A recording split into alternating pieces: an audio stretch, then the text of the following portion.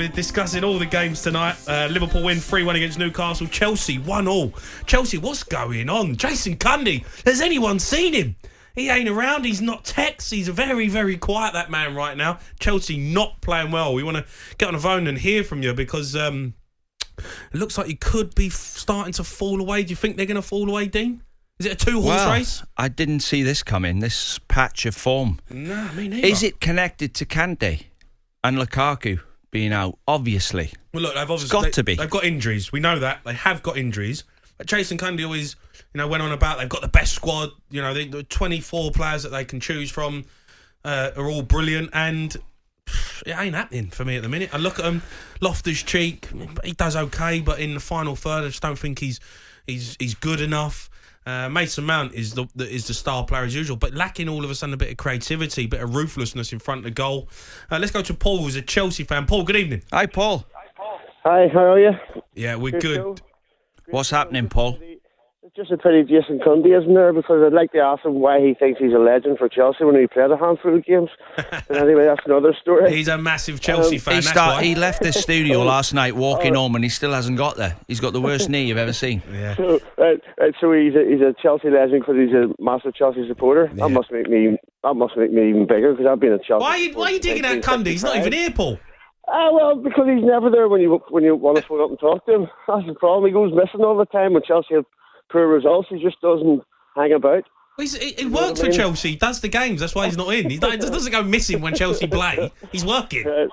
Anyway, back to the game tonight. Go on. I'm baffled, absolutely baffled. I'm a wee bit embarrassed as well, because start the season so well. We don't have anybody who scores goals from midfield apart from Mason Mount. Okay, yeah, I appreciate that. We're slow in midfield.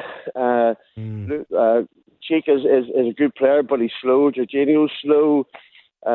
We play the width of the 18. We don't go any wider most of the time, and we try and play through the middle all the time. It's so monotonous and boring. Pass. 4 passes forward, 10 passes back. It's getting embarrassing. But Paul, that was working for you, right? That was working with Tuchel because you wasn't conceding goals. So you would grind teams down. You were winning games 1-0, 2-0. You're getting on top. You score goals. You're always going to score goals, I think, because you've got such good players. But the problem you're having now is you're conceding too many. You're conceding too many. I appreciate that. And he's playing Asquith instead of Christensen at times, which is a bit, Dave's had his time. I think he's slow. Silva's slow at the back. Rudiger's not the quickest. He might be a bit ruthless, but he's not the quickest defender. Where are you, Paul? Are you on the hard shoulder there? I think are you skiing? You skiing or something? I'm actually walking the dog. Paul, do you think it's got anything to do with Kante being out? The goals have been going in since he's been injured, and I look at his career. When he played for Leicester, he made him solid. When he played for Chelsea, when they had David Luiz, Cahill, and Azpilicueta at centre-back, he made them look good, although Matic was at the side of him. The minute he plays for France, Pogba plays well. You've got him missing, and the goals are going in. Absolutely. Chelsea had players missing tonight, but Everton had 12 first-team players missing tonight. 12? Yeah. The injuries are stacking up. I mean, I'm seeing Sol's coming on, and he's useless. Sorry, but he is useless. Took the words out of my mouth. But, he is an embarrassment to Spanish football. Honestly, he is. I mean, send him back in January. I'd send him back tomorrow. Yeah. So God help me. He might do well in Spanish league football, but not now. All right. Before you shut me off, go on. One more thing. Watch this space. TT end up United at the end of the season. Okay, he has lost his passion for Chelsea. He's lost his emotion from the sidelines. I think he's lost the gaffer. At the end of the season. Yep. What do you see? Wow. So hold on, Paul. So you're saying that the guy who's just won you the Champions League, you are saying that you think he's going to go, or you want him to go?